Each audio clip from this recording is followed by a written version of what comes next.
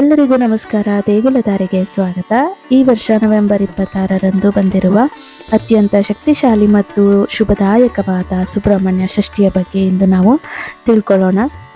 ಯಾರೆಲ್ಲ ಇನ್ನೂ ನನ್ನ ಚಾನಲ್ನ ಸಬ್ಸ್ಕ್ರೈಬ್ ಮಾಡಿಲ್ಲ, ಪ್ಲೀಸ್ ಬೇಗ ಸಬ್ಸ್ಕ್ರೈಬ್ ಮಾಡ್ಕೊಳ್ಳಿ. ಹಾಗೆ ಪಕ್ಕದಲ್ಲಿರೋ ಬೆಲ್ ಐಕಾನ್ನ ಕ್ಲಿಕ್ ಮಾಡಿ. ನಾನು ಯಾವುದೇ ಒಂದು ಹೊಸ ವಿಡಿಯೋ ಅಪ್ಲೋಡ್ ಮಾಡಿದ್ರು ಫಸ್ಟ್ ನೋಟಿಫಿಕೇಷನ್ ನಿಮಗೆ ಬಂದು ತಲುಪುತ್ತೆ.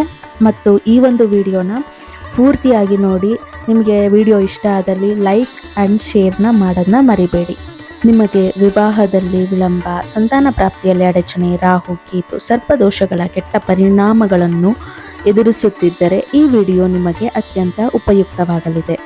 ಹಾಗಿದ್ದರೆ ಇನ್ನೇಕೆ ತಡ, ಬನ್ನಿ ಸುಬ್ರಹ್ಮಣ್ಯ ಸ್ವಾಮಿಯ ದಿವ್ಯ ಕೃಪೆಯನ್ನು ಪಡೆಯಲು ನಮ್ಮ ಪಯಣವನ್ನು ಪ್ರಾರಂಭಿಸೋಣ. ಭಗವಾನ್ ಸುಬ್ರಹ್ಮಣ್ಯರು 6 ದಿನಗಳ ಭೀಕರ ಯುದ್ಧದ ನಂತರ ಕ್ರೂರ ರಾಕ್ಷಸನಾದ ತಾರಕಾಸುರನನ್ನು ಸಂಹರಿಸಿದ ದಿನವನ್ನು ಸೂಚಿಸುತ್ತದೆ. ಈ ವಿಜಯವು ನಮ್ಮ ಜೀವನದಲ್ಲಿ ಎಂತಹ ದೊಡ್ಡ ಅಡೆತಡೆಗಳಿದ್ದರೂ ದೇವರ ಕೃಪೆಯಿಂದ ಅವುಗಳನ್ನು ನಿವಾರಿಸಬಹುದು ಎಂಬುದಕ್ಕೆ ಸಾಕ್ಷಿಯಾಗಿದೆ. ಸುಬ್ರಹ್ಮಣ್ಯ ಸ್ವಾಮಿಯನ್ನು ನಾಗರಕ್ಷಕ ಎಂದು ಕರೆಯುತ್ತಾರೆ. ಆದ್ದರಿಂದ ಈ ದಿನ ಅವರನ್ನು ಪೂಜಿಸುವುದರಿಂದ ಎಲ್ಲ ನಾಗ ಮತ್ತು ಸರ್ಪ ಸಂಬಂಧಿ ದೋಷಗಳಿಗೆ ಶಾಶ್ವತ ಪರಿಹಾರ ದೊರೆಯುತ್ತದೆ. ಈಗ ನಿಮ್ಮ ನಿರ್ದಿಷ್ಟ ಸಮಸ್ಯೆಗಳಿಗೆ ಸುಬ್ರಹ್ಮಣ್ಯ ಸ್ವಾಮಿಯ ಆಶೀರ್ವಾದ ಪಡೆಯಲು ಯಾವ ಶಕ್ತಿಶಾಲಿ ಮಂತ್ರವನ್ನು ಜಪಿಸಬೇಕು ಎಂದು ತಿಳಿಯೋಣ. ಸುಬ್ರಹ್ಮಣ್ಯ ಸ್ವಾಮಿ ಮಂಗಳ ಗ್ರಹನಾದ ಕುಜನಿಗೆ ಅಧಿಪತಿ. ಆದ್ದರಿಂದ ಕುಜದೋಷ ಮತ್ತು ಮದುವೆಯಲ್ಲಿ ವಿಳಂಬವಾಗಲು ಕಾರಣವಾಗುವ ಎಲ್ಲ ಗ್ರಹ ದೋಷಗಳಿಗೆ ಅವರನ್ನು ಪೂಜಿಸುವುದು ಅತ್ಯುತ್ತಮ ಪರಿಹಾರವಾಗಿದೆ. ಓಂ ಶರವಣ ಭವಾಯ ನಮಃ. ಈ ಒಂದು ಮಂತ್ರವನ್ನು ಸುಬ್ರಹ್ಮಣ್ಯ ಷಷ್ಠಿಯ ದಿನ 108 ಬಾರಿ ಜಪಿಸಬೇಕು. ನಿಮ್ಮ ಮದುವೆ ಶೀಘ್ರವಾಗಿ ನೆರವೇರಲಿ ಅಥವಾ ನಿಮ್ಮ ವೈವಾಹಿಕ ಜೀವನ ಸುಖಮಯವಾಗಿರಲಿ ಎಂದು ಮನಸ್ಸಿನಲ್ಲಿ ಪ್ರಾರ್ಥಿಸಿ ಈ ಒಂದು ಮಂತ್ರವನ್ನು 108 ಬಾರಿ ಜಪಿಸಬೇಕಾಗುತ್ತದೆ.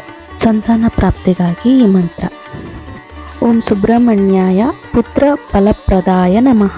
ಸುಬ್ರಹ್ಮಣ್ಯ ಸ್ವಾಮಿಯನ್ನು ಕುಮಾರ ಅಥವಾ ಬಾಲದೇವರೆಂದೇ ಕರೆಯುತ್ತಾರೆ.